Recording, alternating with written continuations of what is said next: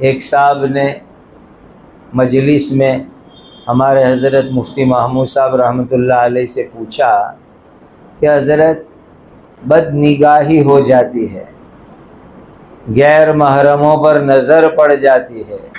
حضرت نے جو مزاج تھا ایک لطیفانہ انداز میں جواب دینے کا، ارشاد فرمایا، پیارو اللہ تعالیٰ نے 2 آنکھیں دیکھنے کے لیے عنایت فرمائی تو 2 کیواڑ بھی تو عطا فرمائے، دونوں آنکھ کے 2 کیواڑ بھی تو اللہ نے عطا فرمائے، 2 دروازے بھی عطا فرمائے۔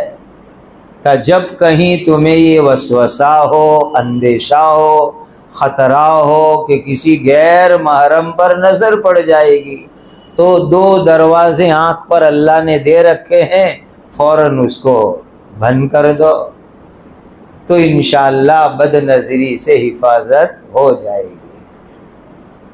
تو یہ حدیث میں نبی کریم صلی اللہ علیہ وسلم نے خاص طور پر وَمِن شَرِّ بَصَرِي، اے اللہ میری آنکھ کی لائن سے جو گناہ ہو سکتے ہیں اس سے میں آپ کی حفاظت چاہتا ہوں، اے اللہ آپ میری حفاظت فرماؤ۔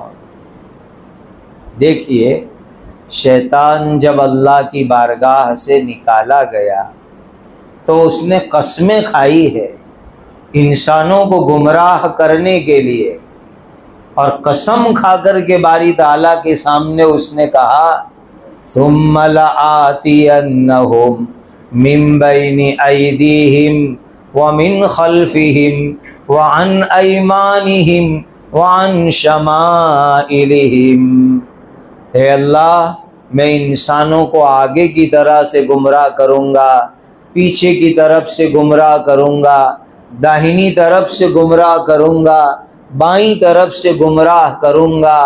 اس طرح اس نے اللہ کے سامنے قسم کھا کر کے کہہ کر وہ نکلا۔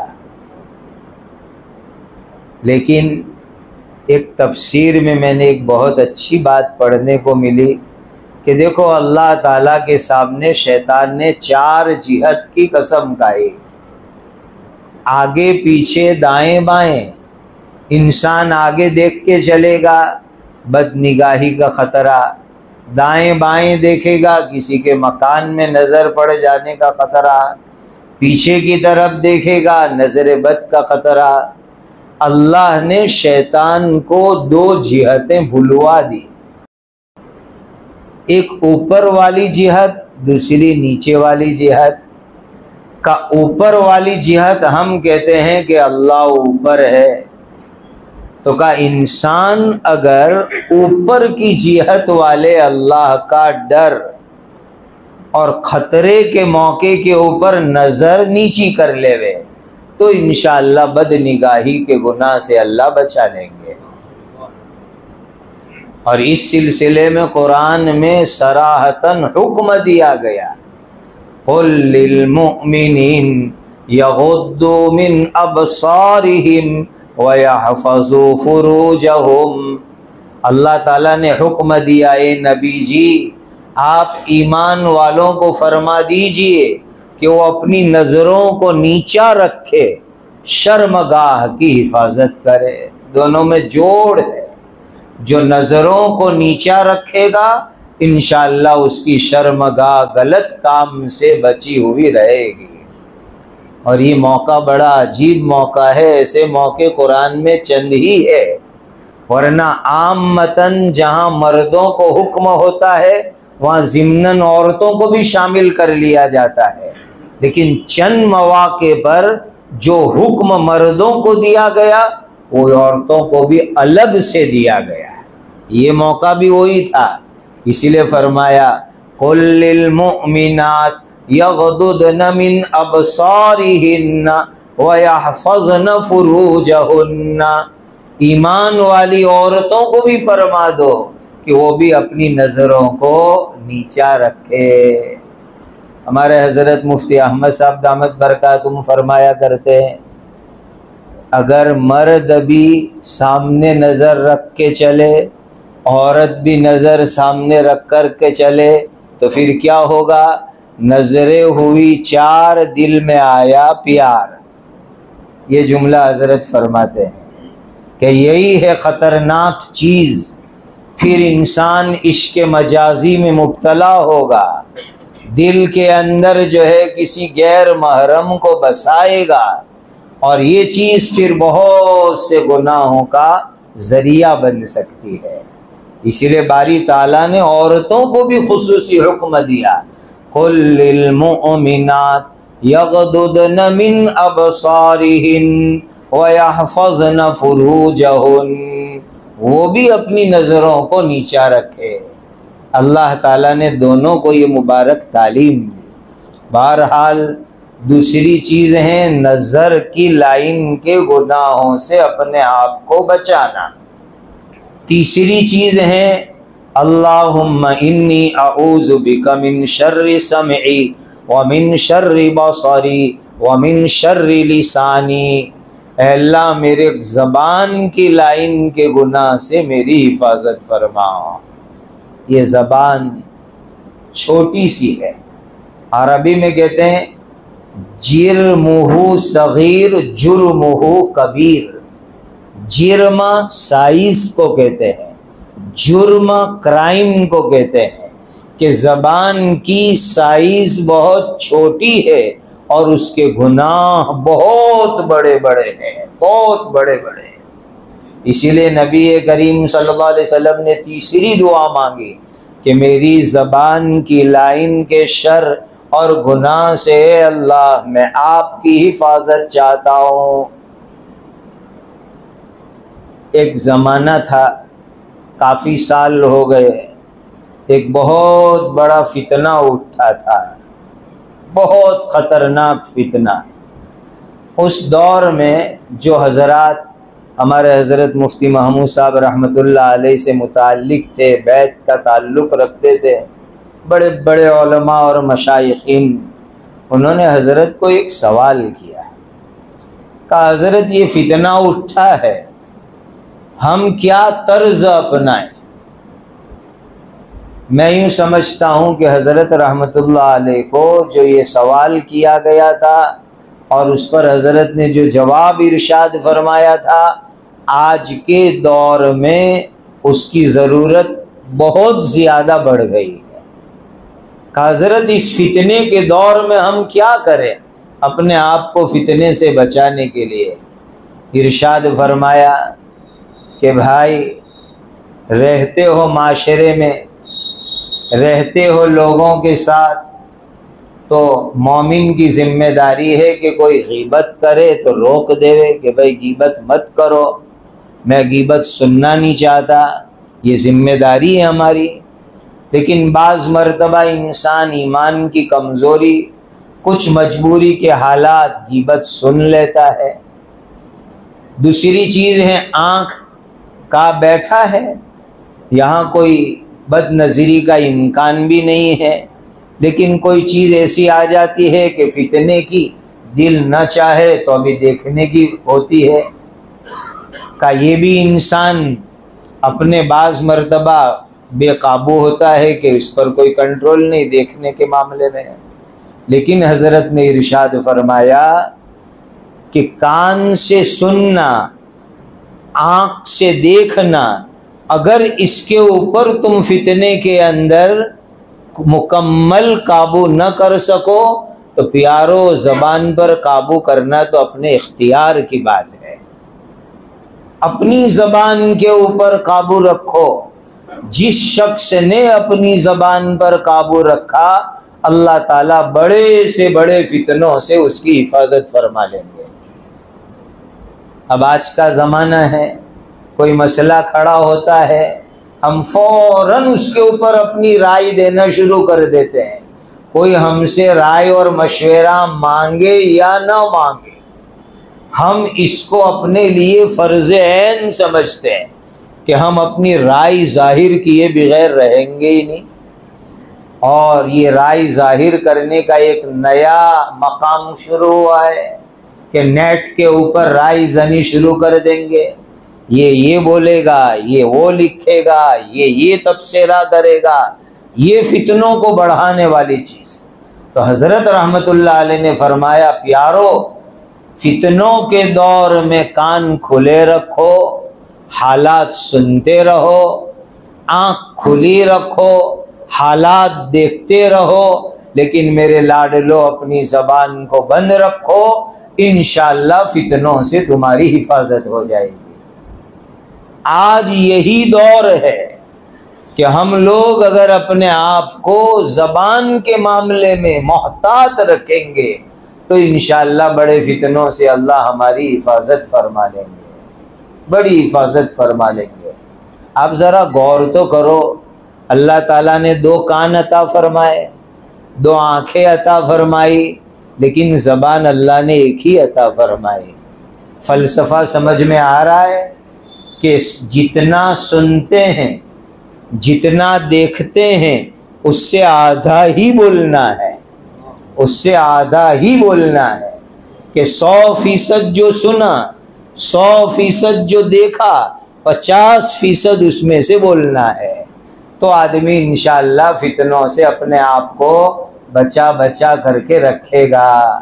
تو حضرت نبی کریم صلی اللہ علیہ وسلم نے تیسری دعا مانگی، اللہم انی اعوذ بک من شر سمعی ومن شر بصری ومن شر لسانی ومن شر قلبی۔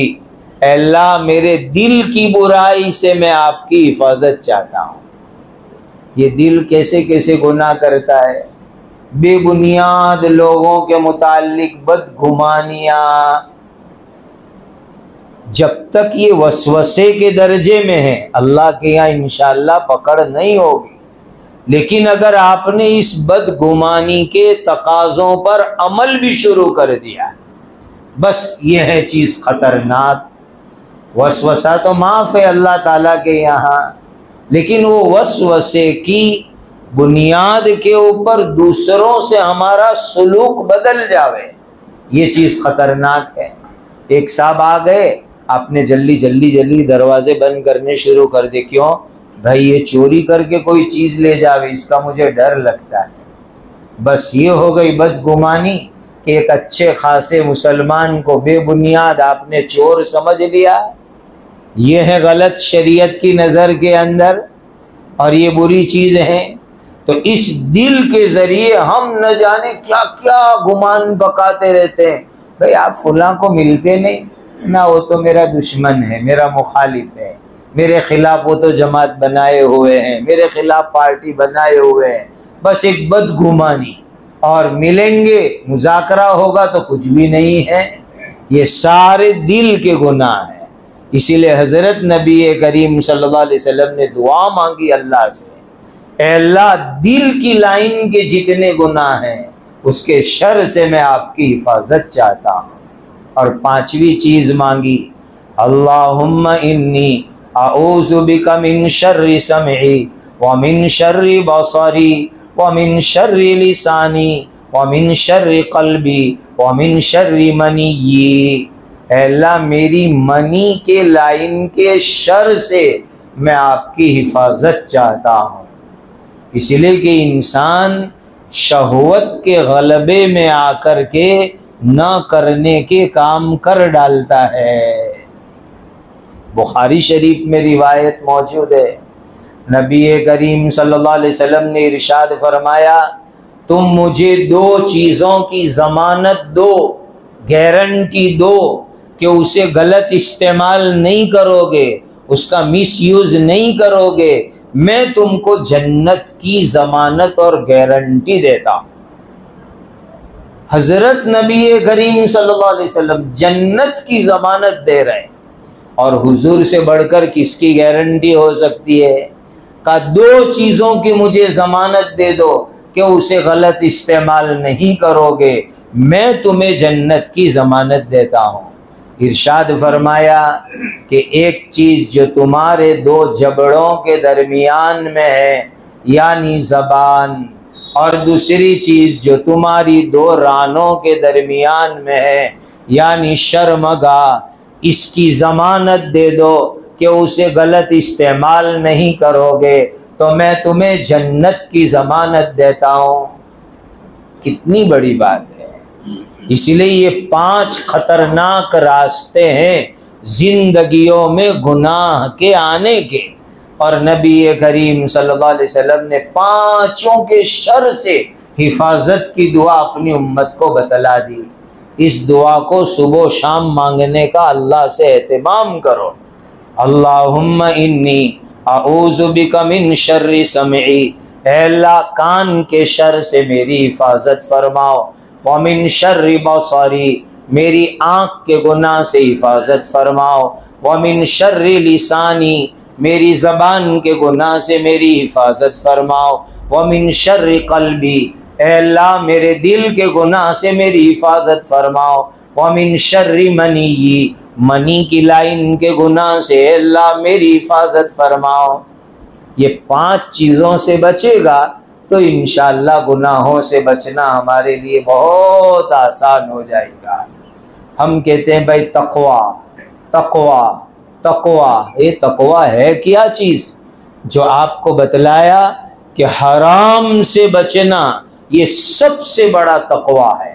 اتق المحارم تکن اعبد الناس، اللہ نے جن چیزوں کو حرام کیا ہے اس سے اپنے آپ کو بچاؤ، سب سے بڑی عبادت کرنے والے بن جاؤ گے۔ یہ بہت بڑی عبادت ہے۔ اس زمانے کے اندر حرام کا عام ماحول ہے، بڑھتا ہی جا رہا ہے حرام کا ماحول۔ اب ایسے زمانے کے اندر بچنے کے لیے ہمیں کوشش کرنی پڑے گی۔ اللہ والوں کی صحبت، ذکر کے حلقے، ذکر کا اہتمام، اللہ سے دعا، یہ انسان کو گناہوں سے بچنے میں بہت بڑے مددگار ثابت ہوتے ہیں، بڑے معین ثابت ہوتے ہیں۔ اس لیے صالحین کی صحبت ہمیں خوب اختیار کرنی چاہیے، ذکر کے حلقوں میں شرکت کرنی چاہیے، ذکر کی پابندی اہتمام کے ساتھ ہماری زندگی میں ہو اس کی کوشش کرنی چاہیے۔ بھائیو، جب اللہ کا ذکر زبان پر آئے گا ایسا پر لطف ہمارا زندگی کا گزران ہو جائے گا کہ ہم حیران رہ جائیں گے۔ حضرت مولانا محمد احمد صاحب پرتاپ گھڑی رحمۃ اللہ علیہ کا ایک بہت پیارا شعر ہے، وہ میں آپ کو سناؤں۔ حضرت ذکر پر فرماتے تھے، جب سے زباں پہ ان کا نام آنے لگا، جب سے زباں پہ ان کا نام آنے لگا، ان کا یعنی اللہ کا، جب سے زباں پہ ان کا نام آنے لگا، تب سے دنیا ہی میں جنت کا مزہ آنے لگا، تب سے دنیا ہی میں جنت کا مزہ آنے لگا۔ تو جب آدمی پورے دھیان کے ساتھ اللہ کا ذکر کرے گا تو پھر انشاءاللہ دنیا میں لذت بھی ہوگی، اور ذکر کرتے کرتے اللہ کا دھیان ایسا نصیب ہوگا کہ گناہوں سے بچنا آسان ہو جائے گا۔ بہت سے بگڑوں ہوں کی زندگی اللہ نے اپنے نیک بندوں کی صحبت سے بدل دی ہے۔ علامہ اقبال کو کون نہیں جانتا، شاعر مشرق کو، اتنے بڑے ہمارے ملک کے شاعر۔ ایک زمانہ تھا کہ وہ آؤٹ لائن ہو گئے تھے، بھٹک گئے تھے، قادیانیت کی طرف چلے گئے تھے، ان کا میلان ہو گیا تھا۔ اسی زمانے میں ایک اللہ کے ولی حضرت مولانا محمد انور شاہ صاحب کشمیری رحمۃ اللہ علیہ، اس وقت ہندوستان تقسیم نہیں ہوا تھا، غیر منقسم ہندوستان میں بہاولپور ایک شہر ہے وہاں پڑوس میں، وہاں ایک مقدمہ ہوا تھا، تو حضرت علامہ انور شاہ صاحب اس مقدمے کی نسبت سے وہاں تشریف لے گئے، کورٹ میں رد قادیانیت کے دلائل پیش کرنے۔ وہ پورا مقدمہ چھپا ہوا ہے، مقدمہ بہاولپور کے نام سے 3 جلدوں میں، بڑا علمی قیمتی سرمایہ ہے۔ تو اس زمانے میں حضرت کا لاہور میں قیام رہا بائی ٹرین سفر میں، اور وہاں شام کو حضرت کی مجلس ہوتی تھی، اقبال بھی وہیں رہتے تھے۔ لوگوں نے کہا علامہ اقبال سے، چلیے ایک دیوبند کے مولانا آئے ہیں، ان کی مجلس میں شرکت کے لیے تشریف لائیے۔ تو اقبال کے اوپر اس زمانے میں نیوٹن کے سائنس کا بڑا غلبہ تھا، اور وہ اس کے سائنس کے بڑے چرچے کیا کرتے تھے۔ آنے کے لیے تیار نہیں ہوئے، لیکن دوستوں نے بہت اصرار کیا، کہا اچھا مجھے کچھ سوالات کا موقع ملے گا؟ تو کہا ہاں سوال کے جواب بھی ہوں گے۔ آئے حضرت شاہ صاحب کی مجلس میں اور وہاں مجلس میں شریک ہوئے۔ شرکت کے بعد انہوں نے اپنے جو نیوٹن کے سائنس کے متعلق سوالات تھے وہ بھی پیش کیے، تو حضرت نے حافظ عراقی کی شرح بخاری سے اس کے مدلل جوابات دیے، اور جواب دینے کے بعد علامہ اقبال کا دل بڑا مطمئن ہوا، اور حضرت کی نظر توجہ اور دل کا فیضان اقبال کے اوپر ایسا پڑا کہ علامہ اقبال کی زندگی پوری اس مجلس کی برکت سے پلٹ گئی، اور ایسی پلٹی کہ انہوں نے امت کی رہنمائی کے لیے کیسے کیسے اشعار کہے۔ جب حضرت شاہ صاحب کی مجلس سے اٹھ کر کے گئے، بعد میں دوستوں نے پوچھا کیسا لگا؟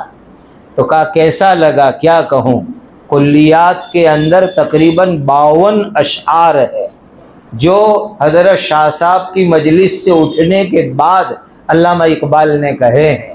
اس کی شروعات یہاں سے ہوتی ہے، جلا سکتی ہے شمع کشتہ کو موجے نفس ان کی، جلا سکتی ہے شمع کشتہ کو موجے نفس ان کی، الہی کیا چھپا ہوتا ہے اہل دل کے سینوں میں۔ شمع کشتہ کہتے ہیں ٹوٹی ہوئی موم بتی کو، کہا ٹوٹی ہوئی موم بتی کو تو لوگ ڈسٹ بین کی نظر کر دیتے ہیں، کہا یہ وہ لوگ ہیں کہ ان کے دل میں خدا کی محبت کی ایسی آگ ہے کہ وہ ٹوٹے ہوئے انسان کو بھی نور کا پتلا بنا سکتے ہیں۔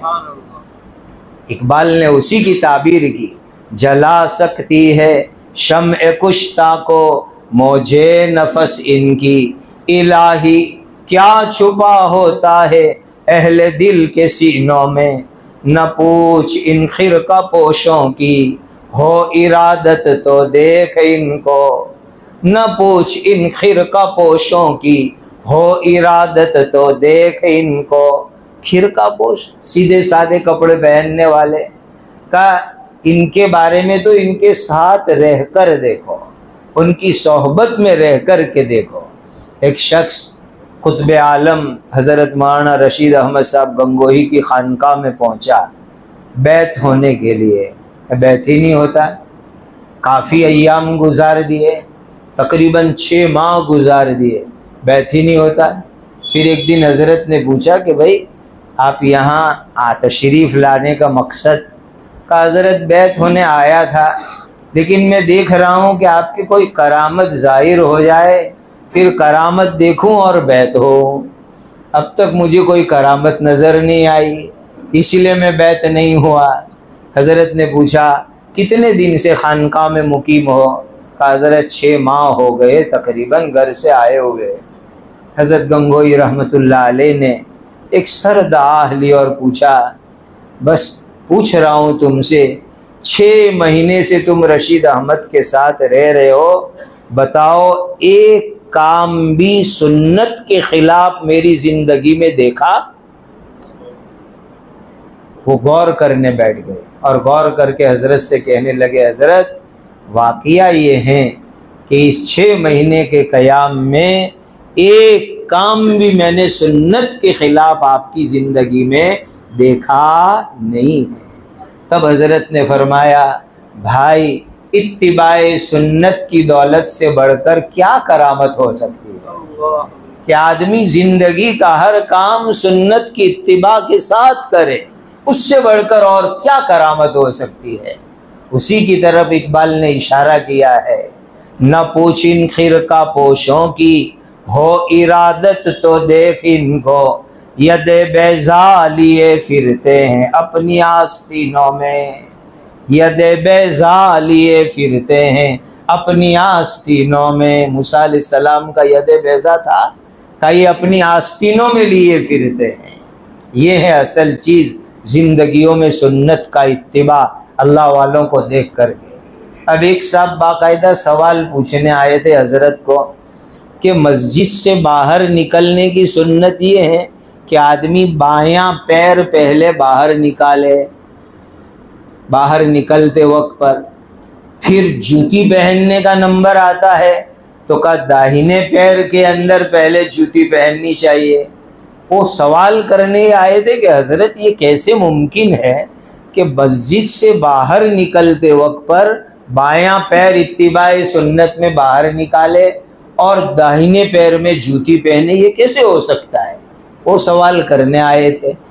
اب سوال کرنے سے پہلے حضرت کے ساتھ مسجد سے نماز پڑھ کے باہر نکلے تو دیکھا حضرت گنگوئی رحمۃ اللہ علیہ کو کہ مسجد سے باہر نکلے، بایاں پیر باہر نکالا، باہر نکالنے کی مسنون دعائیں پڑھی اور اپنی جوتی کے اوپر بایاں پیر رکھا اور پھر داہنے پیر کے اندر جوتی پہنی اور اس کے بعد بائیں پیر کے اندر جوتی پہنی اور گھر کی طرف چلنے لگے۔ تو آدمی کہتا ہے حضرت میں تو ایک علمی سوال لے کے آیا تھا، لیکن آپ کے عمل سے سیکنڈوں میں وہ علمی سوال حل ہو گیا۔ یہ ہے اتباع سنت، جس کو علامہ اقبال نے کہا کہ ہو ارادت تو دیکھ ان کو ید بیضا لیے پھرتے ہیں اپنی آستینوں میں، تمنا درد دل کی ہے تو کر خدمت فقیروں کی، تمنا درد دل کی ہے تو کر خدمت فقیروں کی، نہیں ملتا یہ گوہر بادشاہوں کے خزینوں میں، نہیں ملتا یہ گوہر بادشاہوں کے خزینوں میں۔ بزرگوں ایک بات عرض کر دوں پھر بات مکمل کر لیتے ہیں۔ ایمان کی مضبوطی اہل اللہ کی صحبت سے جو ہوتی ہے وہ بڑی مضبوط، بڑی پائیدار ہوا کرتی ہے۔ حضرت شاہ وسیع اللہ صاحب فتح پوری رحمۃ اللہ علیہ، خلیفہ اجل حضرت تھانوی رحمۃ اللہ علیہ کا ایک ملفوظ ہے، اولیاء اللہ کی صحبت کی برکت سے ایک فائدہ انسان کو یہ ہے کہ اس کی موت ایمان پر یقینی ہو جاتی ہے۔ اولیاء اللہ کی صحبت کا ایک فائدہ کہ انسان کی موت ایمان کے اوپر یقینی ہو جاتی ہے اور ایمان کے اندر تقویت ملتی ہے۔ حضرت کا یہ ملفوظ جب دیکھا تو اسی زمانے میں درس قرآن کے درمیان ایک تفسیر میں ایک عجیب دلیل ملی اس ملفوظ کی، وہ دلیل بھی آپ کو ساتھ میں سنا دوں۔ کئی جادوگر لوگ فرعون کے کہنے کے اوپر حضرت موسیٰ اور ہارون کا مقابلہ کرنے کے لیے میدان کے اندر پہنچے تھے اور فرعون نے ان کو انعام کی لالچ دے رکھی تھی اور سرکاری آدمی کی حیثیت سے مقابلے کے لیے میدان میں آئے اللہ کے نبی کا مقابلہ کرنے۔ لیکن وہاں کیا ہوا، جب یہ جادوگر میدان میں آئے، موسیٰ علیہ السلام کا چہرہ دیکھا، پیشانی دیکھی، ہر فنکار اپنے فن کے آدمیوں کو پہچان لیتا ہے، جادوگروں نے پہچان لیا یہ جادوگر نہیں ہے موسیٰ اور ہارون، یہ تو کوئی اور لائن کے آدمی ہے۔ خیر مقابلہ شروع ہوا، جیسے ہی ان کے سارے سانپ ازدہے ختم ہو گئے تو قرآن کیا کہتا ہے، فَأُلْقِيَ السَّحَرَةُ سَاجِدِينَ، بے اختیار جادوگر لوگ سجدے میں گرا دیے گئے۔ ایسا منظر ہوا، سجدے میں گرا دیے گئے اور سجدے کی حالت میں اللہ نے جنت کا مشاہدہ کرایا اور سجدے سے سر اٹھایا تو ایمان کا اعلان کر رہے ہیں کہ ہم رب موسیٰ اور ہارون کے اوپر ایمان لے آئے۔ فرعون جھنجھلا اٹھا کہ میں نے تم کو بلایا تھا اپنی حمایت میں اور تم نے تو جو ہے موسیٰ کی حمایت کر دی، اس پر ایمان لے آئے میری اجازت سے پہلے، میں تمہیں سولی پر لٹکا دوں گا، قتل کر دوں گا، ہاتھ پیر تمہارے قتل کروا دوں گا۔ جادوگر لوگ کیا کہتے ہیں، فَقْدِ مَا أَنْتَ قَادٍ إِنَّمَا تَقْضِي هَذِهِ الْحَيَاةَ الدُّنْيَا، تجھے جو کرنا ہو کر لے، تیرے اختیار میں یہی ہے نا کہ تو دنیا کی زندگی ہماری ختم کر دے گا۔ إِنَّا آمَنَّا بِرَبِّنَا لِيَغْفِرَ لَنَا خَطَايَانَا، ہم تو ایک اللہ پر ایمان لے آئے تاکہ ہماری مغفرت ہو جائے۔ اس کے لیے ایمان لے آئے۔ اس جگہ مفسرین نے بہت بڑا سوال اٹھا کے جواب دیا کہ جو جادوگر مقابلے کے لیے میدان میں آئے کافر تھے، کفر کی تائید کرنے آئے تھے، ظلم کی بنیاد پر آئے تھے، اور میدان سے جب باہر جا رہے ہیں تو اولیاء اللہ بن کر کے جا رہے ہیں۔ کہ یہ سیکنڈوں میں کھیل کیسے ہو گیا؟ خود کافر کفر کی مدد کے لیے آئے اور میدان سے نکلے تو اولیاء اللہ بن کر کے نکلے۔ جواب یہ دیا مفسرین نے کہ اللہ کے دو نیک بندوں کی چند لمحات کی صحبت اس میدان کے اندر ان جادوگروں کو ایسی ملی کہ ان کا ایمان اتنا مضبوط ہو گیا کہ جان دینے کے لیے تیار ہے لیکن ایمان چھوڑنے کے لیے تیار نہیں ہے۔ تو ایمان کی مضبوطی یہ بھی اولیاء اللہ کی صحبت کی برکت سے آتی ہے۔ اللہ تعالیٰ مجھے آپ کو محض اپنے کرم سے اپنے صالحین بندوں کے ساتھ اپنی زندگیاں گزارنے کی توفیق اور سعادت عطا فرمائے، اور اللہ اپنے صالحین بندوں میں ہمیں شامل فرما، متقین کی جماعت میں اللہ ہمیں شامل فرما لے۔ دیکھیے اس زمانے کے اندر 3 سلسلے ہیں جو ہم سب کے لیے بہت ضروری اور تینوں ہمارے اکابرین سے چلے ہوئے ہیں۔ ایک سلسلہ مدارس اور مکاتب کا مبارک سلسلہ، دوسرا سلسلہ خانقاہی اصلاحی نظام کا سلسلہ، اور تیسرا دعوت و تبلیغ کا مبارک سلسلہ۔ یہ تینوں سلسلے ہمارے اکابر سے چلے ہوئے ہیں، ہمارے بزرگوں سے چلے ہوئے ہیں۔ اس دور کے اندر یہ تینوں مبارک سلسلوں سے ہم اپنے آپ کو وابستہ رکھیں، انشاءاللہ اللہ سبحانہ و تعالی ہمارے ایمان، ہماری نسلوں کے ایمان کی حفاظت فرمائیں گے۔ اللہ اس بیٹھنے کو کہنے سننے کو قبول فرماوے، اپنی رضا اور اپنی خوشنودی کا ذریعہ بناوے، حرام سے اللہ ہم سب کو مکمل طور پر بچنے والا بنا دے۔ اس کے لیے اولیاء اللہ سے اصلاحی تعلق، ان کی ہدایات پر عمل یہ بہت ضروری ہے، اور اس کو اللہ کی نعمت سمجھو اس گئے گزرے دور کے اندر کہ اللہ کی بہت بڑی نعمت ہے۔ اللہ تعالی ہمیں ان سلسلوں کی قدر کرنے کی توفیق اور سعادت عطا فرمائے۔ ایک چھوٹا سا لیکن بہت بڑا قیمتی عمل بتلا دو۔ آپ میں سے کون چاہتا ہے کہ موت کے بعد ڈائریکٹ وہ جنت میں جاوے؟ ہاتھ اٹھائیے۔ ماشاءاللہ سبھی چاہتے ہیں۔ تو ایک حدیث جس کی سند بالکل صحیح ہے، حدیث میں اللہ کے آخری نبی حضرت محمد الرسول اللہ صلی اللہ علیہ وسلم نے ارشاد فرمایا، جو مومن ہر فرض نماز کے بعد 1 مرتبہ آیت الکرسی پڑھ لے تو موت کے بعد اللہ اس کو سلامتی سے جنت کا داخلہ عطا فرمائیں گے۔ اسی لیے آج ظہر کی نماز سے ہی اس عمل کو شروع کرو، کریں گے اس کو، ہر نماز بعد 1 مرتبہ آیت الکرسی پڑھ لو، یہ پہلا فائدہ۔ دوسرا فائدہ میں آپ کو بتاؤں بڑا عجیب و غریب، جس کی اس زمانے میں پورے عالم کے مومنوں کو ضرورت۔ حدیث میں آتا ہے، نبی کریم صلی اللہ علیہ وسلم نے فرمایا، جو مومن فرض نماز کے بعد آیت الکرسی پڑھے گا دوسری نماز تک اللہ تعالیٰ اس کی حفاظت فرمائیں گے۔ اس وقت حفاظت کا مسئلہ بڑا سنگین ہے، بڑا نازک ہے۔ فجر کے بعد آیت الکرسی پڑھی، ظہر تک اللہ کی حفاظت میں، ظہر کے بعد آیت الکرسی پڑھی، عصر تک اللہ کی حفاظت میں۔ اس طریقے سے ہر نماز بعد آیت الکرسی پڑھو، انشاءاللہ اللہ کی حفاظت میں رہو گے۔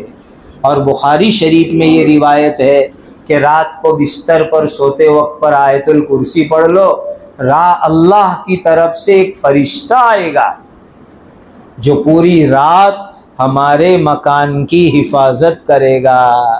بخاری میں یہ روایت ہے کہ بستر پر بیٹھ کر کے آیت الکرسی پڑھو۔ لمبا قصہ ہے، حضرت ابو ہریرہ کو صدقۃ الفطر کے مال پر حضور نے نگران بنایا تھا، پھر چور آیا تھا، اس کا یہ خلاصہ ہے یہ روایت کہ رات کو بستر کے اوپر بیٹھ کے آیت الکرسی پڑھ لو، اللہ کی طرف سے ایک حفاظت کرنے والا فرشتہ آئے گا جو پوری رات ہمارے مکان کی حفاظت کرے گا۔ اسی لیے اس مجلس سے عزم لے کے جاؤ، روزانہ کم از کم 6 مرتبہ آیت الکرسی، ہر نماز کے بعد 1 مرتبہ اور رات کو سوتے وقت پر 1 مرتبہ۔ انشاءاللہ اللہ اپنی حفاظت میں بھی رکھیں گے اور موت کے بعد ہماری محبوب چیز بلا حساب جنت بھی اللہ تعالی عطا فرمائیں گے۔ وآخر دعوانا ان الحمد للہ رب العالمین۔